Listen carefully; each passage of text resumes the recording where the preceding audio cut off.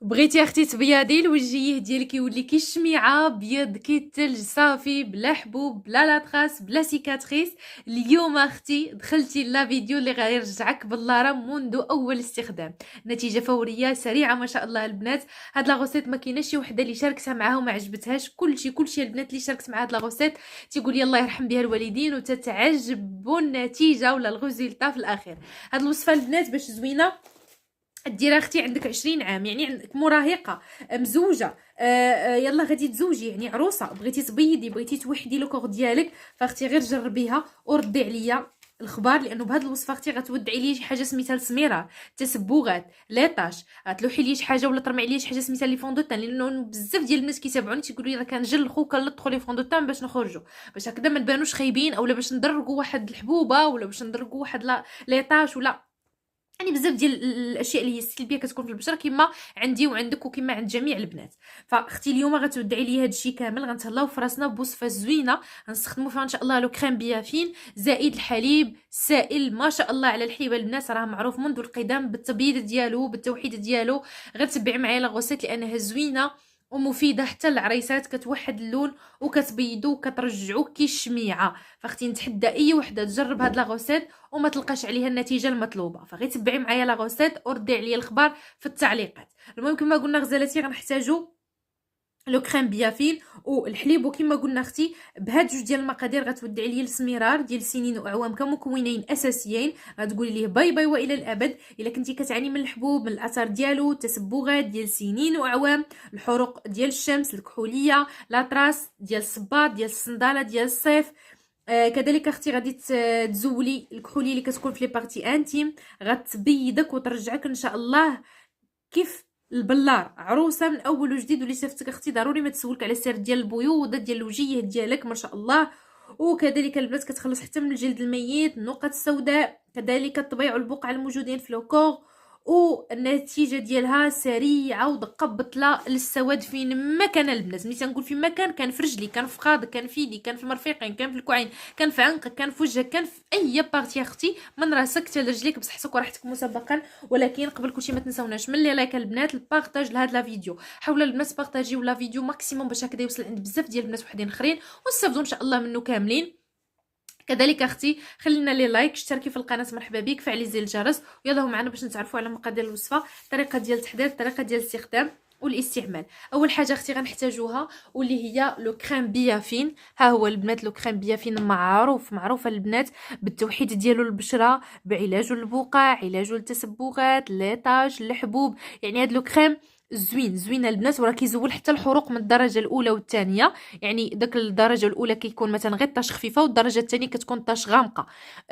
زوين، والثمن ديالو 44 درهم. وحتى التركيبه ديالو دخلت لو سيت وقلبت لها لقيتها امنه، وراه فيها البنات هاد لو بيافين فيها حتى ليكرون سولير، وفيها لو كريم ديال الشونج ديال لو بيبي. الا عندك دي بيبي هكذا صغيرين بغيتي لهم شي حاجه امنه فنصحك بلو الكريم بيافين. فالمهم هذا البنات الثمن ديالو 44 درهم بجميع الصيدليات. ثاني مكون حبيباتي هو الحليب. والحليب البنات ما شاء الله على الحليب، المنافع ديالو والمزايا ديالو اللهم بارك وزيد في ذلك. يعني كاين منافع كثيره ومتعدده في الحليب. عندي هنا السائل كامل الدسم. طبيعه الحال البنات كيبقى عندكم لو شوا في الاختيار ديالكم، اي حاجه تناسبكم، اي حاجه فضلتوها، اي حاجه بغيتوها، فبطبيعه الحال اختي هي اللي غادي ديري. بالنسبه للمكونات الثانويه غتحتاجي معايا اختي ان شاء الله للصابون. داكشي علاش قلت لك اختي هاد الوصفه راه بياض الثلج ما شاء الله عليها، الشكل ديالها كيحمق. هنا عندي هديه الحليب، ها هي اللي بشره ناعمه الملمس، كريم مرطب. دائما هاد لو كريم دوف جميع الانواع ديالو هما كريمات مرطبه، يعني ما كتحسيش بالصابونه ناشفه، حتى لغسلتيها ديما كتحسي بها مرطبه. فالمهم هنا عندي هاد لو دوف هذا ديال الحليب زوين. انا ديما ننصح بالحليب لانه اغلبيه البنات يكون عندهم السواد، فنصحك بالحليب حسن من جميع الانواع الاخرى. فقلنا اختي دوف ديال الحليب. ومن طبيعه الحال البنات ممكن مثلا ديري بحال هاد النوعيات هادو، ها هما حتى هما زوينين. هادو البنات راه كيتباعوا في المحلات التجاريه. هذا البنات صابون ناعم هذا باللوز، شفتوه؟ نتمنى يكون كيبان لكم، ها هو بزيت اللوز الناعم، شفتوه؟ صراحه هذا تا هو زوين، فيه 75 غرام، وراه معروفه الماركه ديالو. انا نفتح الصابونه غير باش تشوفوا الشكل ديالها، تا هذا غزال حبيباتي.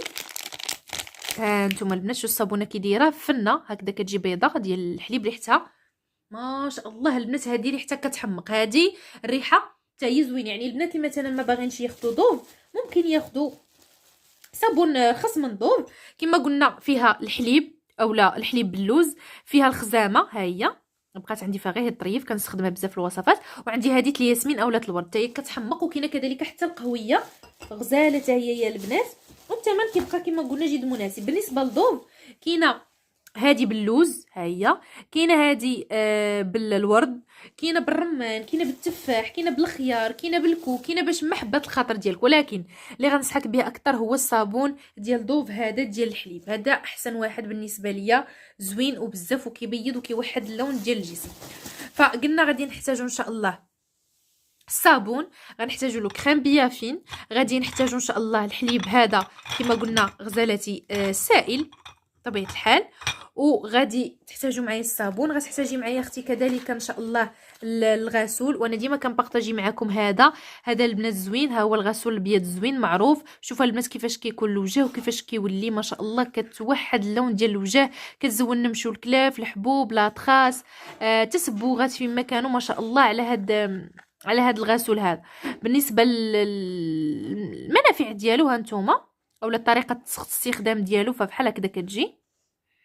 يستعمل هذا القناع على الوجه لمدة 20 دقيقة مع تجنب منطقة العينين 3 مرات في الأسبوع. المهم البنات ها لي ديتاي، فهذا تا هو غزال وعلى ضمانتي تا هو البنات غيستخدموه زوين وبزاف. فقلنا الصابون، قلنا الحليب، قلنا بيافين اولا لو كريم بيافين المعجزة، قلنا كذلك البنات الغسول الأبيض.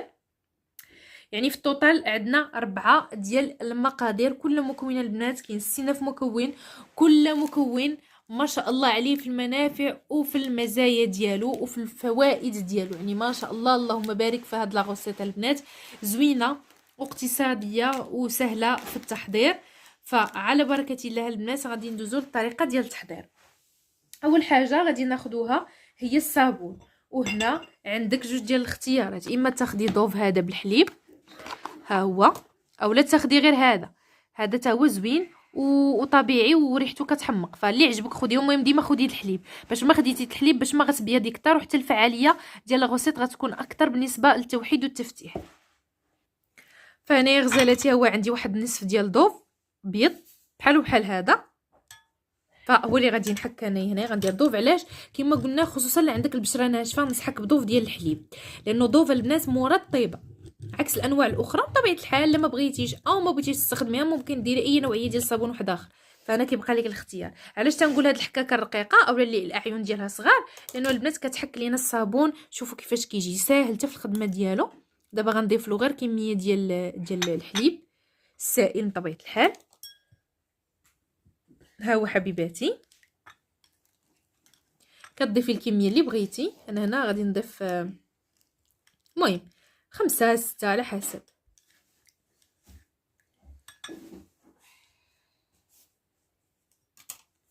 وكتحاولي تذوبي داك الصابون، خاصو يذوب البنات. ها نتوما خاصو يذوب باش ما داب باش ما مزيان، باش هكذا الوصفه تكون كريميه في القوام ديالها.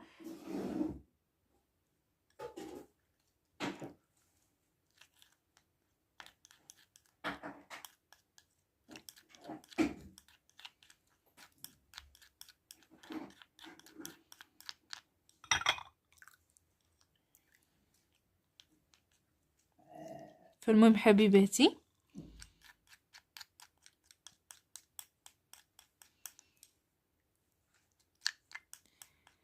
هذا هو الشكل ديال الوصفه. من بعد غادي نضيفوا ليها كميه ديال الغسول. هذا راني وريته لكم البنات، هذا الثمن ديالو 5 دراهم عند العطار اولا عند اي عشاب. غزال البنات كيوحد كيبيض كيعالج ليطاج كيعالج، راكم شفتوا البنات قبله وبعده. وممكن تاخديه تبقاي تستخدميه في لاغوتين ديالك الاسبوعي، غير مع الموارد، غير مع الحامض، غير مع دانون، غير مع باش ما درتيه باش ما مزيان. يعني كنصح بيه وبشده. ف دابا حبيباتي غادي ناخذ كميه ديال الغسول. كاين كذلك البنات كيتباع العبار حتى هو مزيان، فاي حاجه البنات تناسبكم فمن طبيعه الحال هي اللي راكم غادي ديروا. فهنايا عندي 3 ديال المعالق تقريبا ديال ديال الغسول، اما ديال العبار اما هذاك البنات اللي وريتكم كيدير 5 دراهم، وراه فيه 3 الالوان. فيه هذاك الابيض اللي كيتواتى مع البشره العاديه الى الجافه، وكاين الاحمر نفس الشيء، وكاين الخضر كيتواتى مع البشره المزيته اي الدهنيه، يعني اللي كتفرز دهنيات. ديما نصحى بالغسول او الطين الاخضر. ممكن تاخديه كذلك بودر من عند العطار يبيعوا لك العبار. وكاين كذلك مغلى من هذوك الانواع. كاين بعض الانواع ديال الغسول اللي كيتباعوا في لي باغا فارماسي، وكيكون الثمن ديالهم 50 درهم 60 درهم 100 درهم. طبيعه الحال البنات هنا انا كنحاول نجيب لكم الحاجه اللي هي في المتناول ديال كلشي، وهنا راه كيبقى لكم الاختيار. وديما اختي ملي تكوني كتخلطي داك الغسول اولا داك الطين، ديما حاولي تجمعي معاه داك الصابون، باش الصابون ما يكونش كتل، يعني ما يكونش كريات، خصو يتجمع لينا مع المكونات كاملين. وهاد الوصفه البنات راه دقه بطله، نتحدى اي وحده عندها تسبغات، عندها ليطاش، عندها الحبوب، جربتها وما نفعتش معاها. فالمهم حبيباتي هذا هو الشكل ديال لا غوسيت. من بعد حبيباتي ما ضفنا هادشي كامل، غادي من بعد ما يعني ما ضفنا الحليب، ضفنا الصابون، ضفنا الغسول، غادي تاخدي هاد لو كريم بيافين. هو هذا كاخر حاجه. راه قلت لكم بنات الوصفه اليوم اللون ديالها بياض الثلج، وكذلك كتخلي لو كور كيشميعه ما شاء الله. فاخر حاجه كتاخدي من هذا الكريم هذا بطبيعه الحال، سواء كميه قليله كثيره، يعني هنا دائما كيبقى لك الاختيار. المهم انا راه ما كثرتش، درت غير شويه، وكنحاولوا نجمعوا اولا نحركوا هاد العناصر جيدا.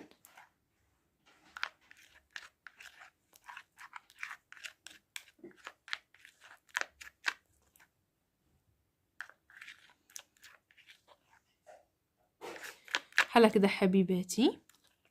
غادي نزيد واحد الملعقه صغيره من الطين الابيض اولا من الغسول الابيض، ملعقه صغيره فقط. ما شاء الله البنات على هذه الوصفه كيفاش كتجي كتحمق.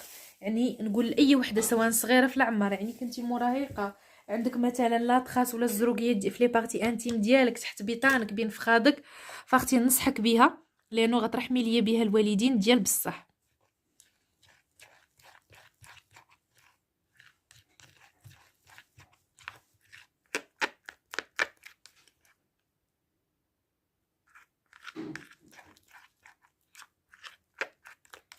فالمهم حبيباتي هذا هو الشكل ديال الوصفه. هانتوما شفتوا القوام ديالها كيفاش كيجي. انا بغيتو عاقد، وانتم البنات مثلا الا كنتي غديريها لوجهك والعنقك ولي بارتي انت يعني ديرها من راسك حتى رجليك، حاولي تكثري من الحليب، يعني تكون الوصفه سائله ما تكونش عاقده. انا البنات حيت غنديرها غير لوجهي ونديرها غير يعني اللي بارتي محدودين، فما كثرتش وخليتها شويه عاقده، لانه دائما انا كنعشق القوام في الوصفه يكون عاقد باش هكذا ما يسيح ما يسيل ما حتى شي حاجه. فدابا غندوز مباشره باش غنطبقها معكم على اليد ديالي باش تشوفوا الطريقه ديال تطبيق القوام ديال لا غوسيت كيفاش داير. اما النتيجه ولا الريزولطا راني خليتها لكم في البدايه نتاع لا فيديو باش هكذا تشوفوا ما شاء الله هاد لو كريم بيافين والحليب كيفاش الشكيل ديالو داير ما شاء الله البنات. هانتوما فكناخذ هنايا كميه ديال هاد لو كريم وكنطبقوا على اليد ديالي. طبيعه الحال البنات انا طبقته غير على اليد ديالي، نتيا غتطبقيه على وجهك، على عنقك، على يديك، على تحت بيطانك، بين يعني اي بلاصه كتشوفي فيها نتيا الزروقيه ولا ليطاش ولا الكحوليه ولا سميرار ولا يعني بصفه عامه. فالمهم حبيباتي بحال هكذا كنطبقوا وكنخليها حتى كتجف اولا حتى كتنشف، راه ما كتاخذش لي مده طويله. ومن بعد صافي كنغسل عادي الوجيه ديالي اولا البارتي اللي طبقتيها عليها وكتخليها تنشف من طبيعه الحال. والناس يقول لي واش من بعد ممكن نرطبو، انا غنقول لك لا، لانه الوصفه فيها الصابون اللي هو ديجا مرطب، وكذلك الحليب، كذلك لو كريم بيافين، يعني جميع العناصر هي ديجا مرطبه، يعني هي من قبل مرطبه ومزيان، يعني ما نحتاجوش اننا نعاودو نزيدو نرطبو ونعاودو نزيدو نستخدمو كريمات او زيوت بحال مثلا درنا الحامض او لا ممكن، ولكن في هذه الوصفه ما كاينلاش. يعني اختي بلا ما تاخدي يعني شي كريم وتعاودي ديري ولا شي زيت وتعاودي ديري. فبصحه وراحه حبيباتي. وهذا هذه هي الوصفه ديال اليوم البنات. راكم شفتوا القوام ديالها كيفاش داير، شفتوا الشكل ديالها كيفاش داير. ونصيحه بالنسبه للبنات اللي عندهم شي سيكاتريس ولا شي طاش، فنصحكم بهذا لو كريم هذا تبقاو تستخدموه كل ليله قبل ما تنعسوا على ديك الطاش. بقاي دهني غير شويه منه وطبقيه دهني حتى تمتصوا لك البارتي اللي فيها المشكل، وديري هاد القضيه كل نهار لمده ديال اسبوع على الاكثر، وردي عليا الخبر. اما الا كان شي طاش غير خفيفه فراه غير من الاول استخدام ليك غير كتباتي بها، نهار الاخر ما كتبقاش. هاد لو كريم زوين بزاف، وحتى التركيبه ديالو البنات امنه. الناس اللي ديجا مجربينه خليو لنا الاراء ديالهم بخصوصه في التعليقات، باش هكذا ان شاء الله نعرفوا جميع الاراء بخصوصه في لي كومونتير. ومرحبا بكم، وما تنسوناش من لي لايك البارطاج والاشتراك ديالكم، ولا تتابعوا الصفحه. مرحبا بكم، ونتلاقى معكم في فيديوهات مقبلين ان شاء الله. الى اللقاء.